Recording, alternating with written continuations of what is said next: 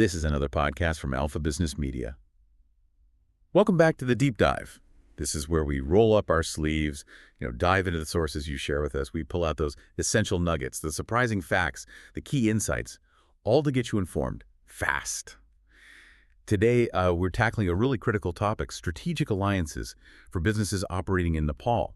A fascinating place, but frankly, a challenging environment, too. Yeah. You sent us some excellent material on this, and it makes a pretty compelling case. When you look at Nepal's economy, the picture painted by the sources, it's a developing nation facing some significant headwinds. You've got heavy reliance on agriculture, employs a huge chunk of the population, right? Right, a very large proportion. Wow. And also on those vital remittances sent home by Nepalese working abroad. But alongside that, there are real structural issues. Things like low productivity, a big brain drain issue, skilled people leaving. It makes it hard for businesses to really grow. And this is where the core idea, I think, of the material really comes in. In this specific landscape, strategic alliances, they aren't just presented as like an option. They're framed quite strongly, actually, as a strategic necessity. Yeah, almost a prerequisite. A tool for survival, sure, but maybe more importantly, a catalyst for growth, for innovation, opening up new markets, and helping businesses build real influence. And what's really striking when you dig into the economic specifics from the sources is the scale of some challenges. Like you said, agriculture supports around 65% of the population. That's huge. But productivity hasn't kept pace. We see GDP growth forecasts for the next fiscal year. They're okay, modest numbers. IMF around 4 or 5%, World Bank 4.5%, ADB 4.4%, National Statistical Office a bit higher, 4.61%.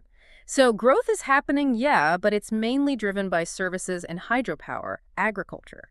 It's lagging behind in its contribution, especially considering how many people it employs. And then there's that human capital side. You mentioned the brain drain. It's significant. We're talking over 500,000 Nepalese leaving every year for work abroad. 500,000, wow. Yeah, and remittances, huge, over a quarter of the entire GDP. Now, obviously, that's essential for poverty reduction, absolutely, but the sources point out a risk. It can potentially lead to something called Dutch disease. Ah, Dutch disease. Okay, can you quickly unpack that for us? What does that actually look like in the Nepalese context? Okay, think of it like this. You get this massive inflow of foreign money, right? Remittances. That can strengthen the local currency. Sounds good, maybe. On the surface, yeah. But it makes your other industries, manufacturing, maybe some agricultural exports, less competitive globally. Your goods become more expensive for buyers using other currencies. So you risk becoming even more reliant on those remittances rather than developing a diverse export base. And critically, losing 500,000 people a year, that means a big shortage of skilled workers inside Nepal. The very people you need to boost productivity, develop new industries. Wow. Okay, so you got this fundamental challenge, low productivity in key sectors. You've got this potential risk of relying too much on remittances, and you're losing the skilled people needed to drive growth. It sounds like an incredibly tough spot for an individual business, especially the smaller ones, trying to go it alone. Is this the context that makes alliances so vital? Precisely. Exactly. Individual Nepalese companies often face these inherent limitations. They might be small, maybe limited access to capital, struggle to get modern technology, or just lack the connections and know how to reach developed international markets. Strategic alliances, according to the sources we looked at, are really the mechanism to overcome these bottlenecks. They create leverage, opportunity that just isn't there otherwise. The material lays out the basic logic pretty clearly why alliances work, both globally and specifically in Nepal. It boils down to pooling what you have, combining complementary skills and resources. That could mean sharing knowledge, bringing together financial muscle, accessing tech one company couldn't afford alone, or combining different types of human capital. Makes sense. Sharing the load. Exactly. And sharing risks and costs, too. That's huge for big projects or entering uncertain new markets. Alliances can dramatically speed up market entry, boost innovation through joint R&D, and ultimately just make companies far more competitive. Even smaller Nepalese players can potentially stand up to bigger regional or international firms this way. And this seems particularly powerful when you look at technology transfer, especially back in agriculture, where the sources note tech adoption is, well, pretty low. Right. We saw examples mentioned like Geokrishi, a local innovator in agrotech. Imagine alliances bringing that kind of digital solution, weather data, market prices, pest diagnosis tools directly to farmers, maybe through partnerships with existing co-ops or agribusinesses. That could be transformative. Absolutely. That's not just good for the individual businesses involved. It has the potential to significantly boost national productivity, maybe reduce food imports, even create new export opportunities. It's a strategic path towards better food security and economic stability. Okay, but here's where it gets really interesting, I think, because the sources hammer this point home. Understanding the economics isn't enough, not by a long shot. Success in Nepal is deeply, deeply intertwined with culture. So, what are the absolute must-know cultural insights for anyone thinking about partnerships there? This is so fundamental and, yeah, often missed by outsiders. The material really emphasizes that doing business successfully in Nepal demands a profound respect for local culture, norms, sensibilities. Key things include a strong emphasis on respect, definitely building personal relationships, and understanding the importance of community ties. Communication style, it's often indirect, very polite, especially when you're talking to superiors or elders. Less direct confrontation. Much less. There's a strong cultural need to avoid direct confrontation. It's tied to the concept of saving face, preventing public embarrassment or loss of dignity for anyone involved. So you need to listen really carefully to nonverbal cues. Silence might not mean agreement at all. Hierarchy is also very significant. Decisions often flow from the top down. There's deep respect for authority, for age, for position, and building those personal relationships that often happens before serious business talks even begin. Hospitality is key. Offering tea isn't just politeness, it's part of initiating that connection, showing respect. And then you bump into these concepts, afnomanche and kripabad. Okay, tell us about those. Aftermanche literally translates to one's own people. It's your trusted circle relatives, friends, close associates, your network. A person's influence, their ability to get things done, it's often heavily linked to the strength and reach of their Afnomanchi network. Kripabad is related. It refers more to the favoritism or patronage within these networks. So, Afnomanchi is like your essential inner circle, your network that gives you access and leverage. And Kripabad is maybe the downside, the potential for favoritism. How does that play out when you're looking for partners? That's a really good way to put it. The sources explain this duality. On one hand, Afno-Mansion networks can be incredibly useful. They can facilitate introductions, maybe build trust faster because you have mutual connections, get things moving. And it's a big but, relying only on these networks. Picking partners just based on ignoring competence, reputation, strategic fit, that's incredibly risky. Right, you still need the substance. Exactly. You have to balance leveraging networks for access with rigorous, objective due diligence. You also need to figure out who the real influencers are around the formal decision makers. Getting their informal support, maybe through your own network, can be absolutely crucial. Building trust is the absolute bedrock here, and it's built slowly, over time, through consistent interaction showing you're reliable. Negotiations might reflect that cultural pace too. They could be slow, patient. Rushing things is often seen negatively, it's counterproductive. And because saving face is so critical, conflict resolution looks very different. Direct feedback, airing grievances publicly. Very difficult. You need safe, discreet channels for those sensitive conversations. The sources also point out a big challenge: the formal legal system for resolving conflicts in Nepal. It's often seen as complex, expensive, and maybe not always efficient or effective. Which puts even more pressure on the relationship side. Exactly. It puts even more emphasis on building strong relationships upfront and having robust, culturally sensitive internal ways to handle disagreements written into the alliance agreement itself. The focus would be on mediation, compromise, finding solutions where everyone maintains their dignity, not adversarial legal fights.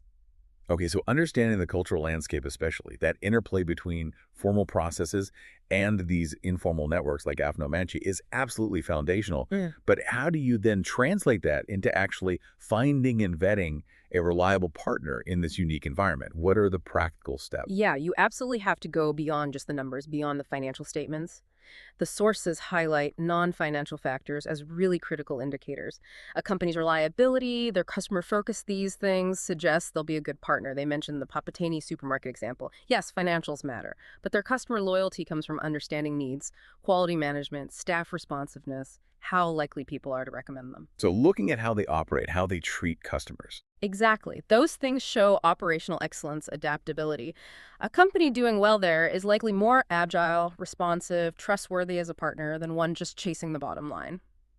Other non-financial factors listed as good indicators include things like pricing sensitivity, are they fair? Their cultural sensitivity in how they do business, quality of after-sales service, their brand reputation overall, reliability of availability, how well they communicate, including in Nepali. Can they personalize interactions? How do they use tech? Even environmental responsibility is becoming more important. So it's a much broader picture of reliability. It is. A company performing well across these aspects is probably a safer bet. So the due diligence process needs to be really comprehensive. Yes, do the standard financial and legal checks, assess their operational capabilities, check their formal reputation industry bodies, public records, but you must integrate social and cultural due diligence. Assess the compatibility of values and culture. That happens in meetings, talking to leadership, talking to key teams. And the sources strongly emphasize the power of word-of-mouth marketing in Nepal.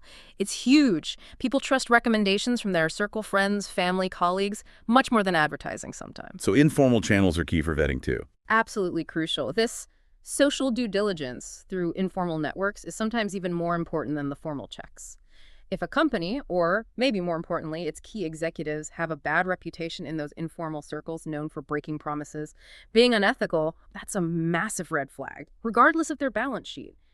Informal chatter, you have to handle it carefully, of course, but it provides invaluable insights. And given the hierarchy and the role of Afnomanche in getting things done, you absolutely have to assess the reputation, the influence, the networks of the key executives, not just the company as some abstract thing. Their personal standing, their connections, their support or lack of it can genuinely make or break an alliance. So due diligence has to cover both the formal company structures and the informal power dynamics around the key people involved. Okay, that makes a lot of sense. So you've navigated the culture, you've used both formal and informal channels, you've vetted a partner you think is reliable. How do you then structure that collaboration, specifically for growing within Nepal's domestic market? What do these alliances actually look like on the ground? Well, the sources talk about various models, and they stress there's no single best approach. It really depends on the goals, right? You see joint ventures for bigger capital-intensive things, infrastructure, maybe manufacturing. Strategic partnerships offer more flexibility for focused collaboration without forming a whole new company, maybe sharing R&D or distribution channels. Less formal structure. Potentially, yeah. Then there's co-marketing for joint promotions, licensing for tech transfer, and consortia often for really large projects, or significantly for collective lobbying, giving businesses a stronger voice together. The sources mention using something like a comparative table to weigh the pros and cons of each model for your specific goal. But regardless of the model, success domestically seems to rely on having really clear common goals. Effectively pooling those complementary resources, tech, market access, production capacity, people, finance, and joint risk management. Actively identifying potential bumps in the road and planning together how you'll handle them. A key focus for domestic growth through alliances, especially relevant in Nepal, is supporting SMEs, small and medium-sized enterprises.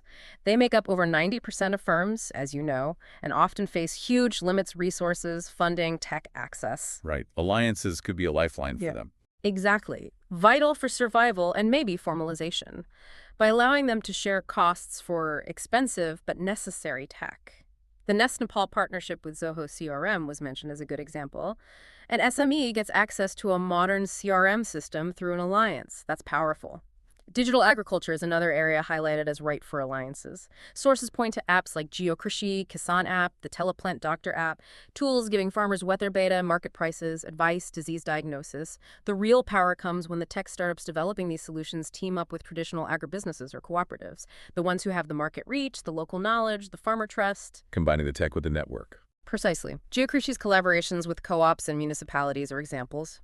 Or the PhonePoint's integration with IMS software, creating customer loyalty through shared discounts across different merchants. That's an alliance using tech for customer experience. And just to circle back quickly to Afnomanche here, within domestic alliances, the sources suggest, again, it can cut both ways. It might speed things up internally, building on existing trust within networks. But if you're not careful, if you don't have objective metrics, it can lead to picking partners or even internal alliance leaders based on connection, not competence, which can really undermine effectiveness. Fascinating. So alliances are crucial for domestic growth, especially for SMEs leveraging tech and networks. But what about looking outwards? Taking Nepalese companies beyond their borders. How do strategic alliances help them step onto the global stage and start exporting? Yeah, Exporting from a landlocked country like Nepal brings a whole distinct set of challenges, and alliances become almost indispensable for overcoming them. You start by identifying target markets, finding international partners, distributors, agents, maybe firms with complementary products. This often happens through international exhibitions, B2B platforms, B2B Map or Swadeshi were mentioned, or trade missions. Vetting their market experience, reputation, network is obviously key. An international partner provides that vital local knowledge, access to distribution, understanding regulations, consumer preferences, helps avoid costly mistakes. Now, the specific barriers alliances help dismantle for Nepalese exporters. They're significant. Logistics is huge. Being landlocked means higher transport costs, heavy reliance on transit through India. The sources mention the vulnerability this creates, citing past blockades. Right, a single point of failure almost. It can be. Alliances with international logistics experts can help optimize supply chains, find the most efficient routes, find reliable partners for transport. Quality standards and certification, non-negotiable for international markets. Meeting standards like BIS for India or Nepal GP for agriculture, it's essential. A major hurdle mentioned is the lack of accredited testing labs within Nepal. That means expensive, time-consuming overseas certification. Ouch. That adds cost and delay. Big time. So alliances can pool resources to jointly invest in labs, maybe share the cost of certification, or leverage a partner's existing certified facilities. Maintaining quality of service too, reliability, responsiveness, handling complaints, that's critical. International partners can help implement best practices there. Strategically, the sources also highlight the importance of diversifying export markets, moving beyond just India towards places like Bangladesh, China, the EU, the US. Alliances are a direct way to enable this, reducing economic dependence on one major partner and building more resilience. We also saw a list of key export products in the sources, things like cardamom, tea, ginger, lentils, medicinal plants, MAPs, oils, honey. Each one has specific challenges, right? Processing, branding, certification, accessing niche markets. Alliances can provide tailored solutions, maybe joint investment in processing facilities, partnerships for sustainable sourcing and branding, alliances with foreign buyers or distributors who specialize in those specific products or markets. And that brain drain issue, it circles back here too. The shortage of skilled labor in Nepal hinders the consistent production of high-quality goods needed for export. Can't export what you can't make well. Exactly. So alliances with foreign companies can bring in technology transfer, training programs, quality management systems that helps improve workforce skills and production quality in the long run. And while the government does provide support subsidies, infrastructure development, the sources note challenges. Efficiency, transparency, and subsidy distribution. There were reports suggesting, a significant percentage might get siphoned off. That's a problem. It is. So alliances, by bringing multiple companies together, can gain a more powerful collective voice. They can lobby the government for better, more transparent, more effective support systems that actually reach the businesses who need them. Right. So companies can effectively team up not just for operational gains or market access, but to actually try and influence the rules of the game. Lobby for policy change. Absolutely. This is where industry associations play such a vital role. Organizations like FNCCI, the Federation of Nepal Chambers of Commerce and Industry, or CNI, the Confederation of Nepalese Industries, they exist precisely to represent business interests and lobby the government. Strategic alliances can also form specific consortia, grouping companies with shared interests on a particular issue. A collective, unified voice is just far more influential than individual companies trying to make their case alone. The common barriers that alliances can lobby against, highlighted in the material, include improving infrastructure roads, though hydropower progress was noted, reforming that inefficient subsidy system, especially for agriculture, pushing for a more favorable, predictable regulatory environment, addressing tax policy issues, things like that. It's important, though, to understand the dynamic between the formal lobbying channels and that informal landscape we talked about earlier, Manche.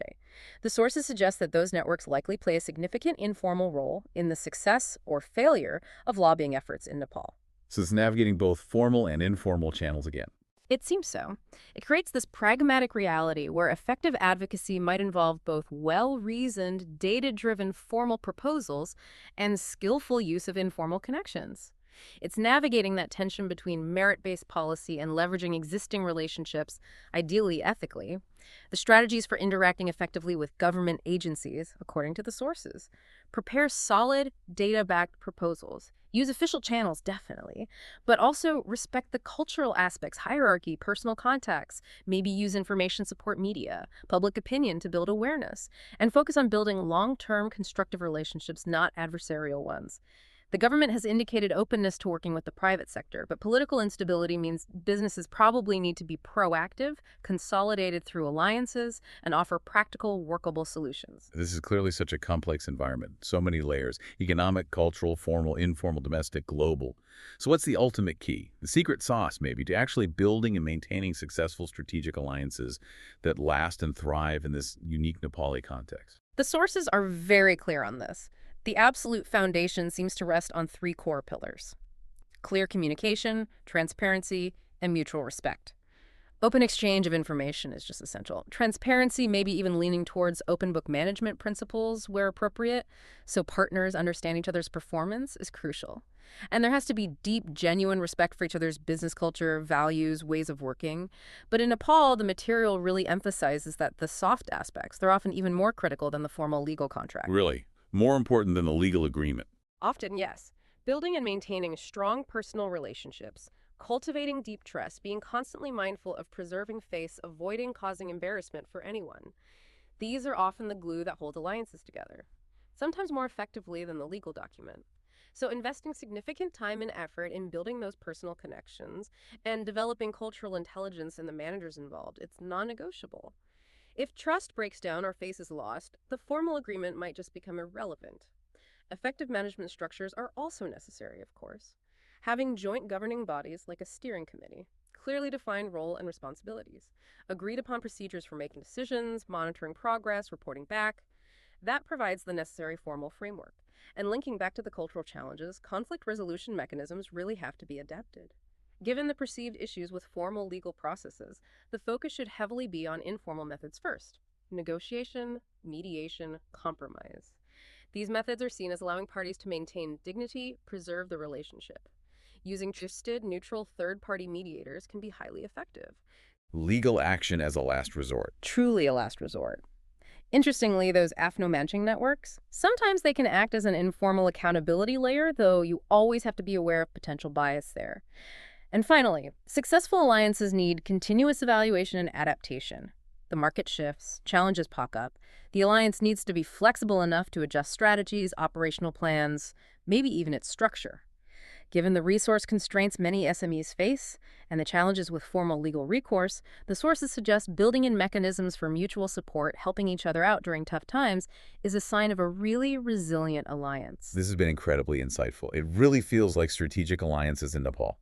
They're not just a business tool. They seem like a fundamental part of navigating and even shaping the whole economic landscape there. Absolutely. And the sources provide really actionable takeaways, I think, for Nepalese companies and anyone looking to partner with them. When finding partners, don't just rely on formal checks. Integrate those informal networks, leverage word of mouth, do that social due diligence. Look beyond just the financials. Understand a company's culture, their customer focus, the influence of key executives and their AFNO-Manchi networks. Respect the hierarchy and relationship dynamics from day one. When structuring alliances, be crystal clear on goals, roles, how you'll share risks and benefits, build flexible management structures, and crucially, include those culturally adapted ways to resolve conflict that prioritize saving face and preserving the relationship. Think mediation, compromise, long before you think lawyers. And to actually achieve the alliance goals, invest heavily in building trusting personal relationships alongside the formal business ties. Maintain open, transparent communication. Actively explore collaborative innovation, especially adopting technology to boost efficiency or reach new markets. For export, tackle those quality, certification, and logistics issues together with partners. And use alliances to form a collective voice for lobbying through industry associations. Push for better infrastructure, more transparent policies. And it really hammers home that mastering the soft skills, developing that cultural intelligence, integrating the understanding of local nuances, hierarchy, AFNO-Manchi, saving face into the day-to-day management of the alliance. That's just as important, maybe even more so, than the formal business plan itself. Without a doubt. The sources also mention a significant benefit, a kind of halo effect alliances can provide, especially for SMEs. Partnering with a stronger, more established entity can significantly boost an SME's legitimacy, their credibility. It can even improve their access to finance or make interactions with government agencies easier. Ultimately, strategic alliances and the associations that support them in Nepal, they have the potential to move beyond just tactical benefits for individual companies. They can play a really vital role in shaping the entire business ecosystem, promoting education on best practices, fostering innovation, collectively lobbying for supportive policies that drive long-term national growth, not just short-term survival. So here's a final thought, perhaps, for you, our listener, to consider after this deep dive. As Nepal continues its economic development journey, how will that ongoing dynamic, that tension maybe, between its powerful traditional relationship networks like Afnomanchi and the increasing need for formal, structured strategic partnerships, how will that ultimately shape the future of its business landscape and drive its growth forward? Thank you so much for providing the sources that made this deep dive possible today. It's been a truly insightful look into a critical area of Nepal's economic future. Indeed. A lot to think about. Until next time, keep digging deeper.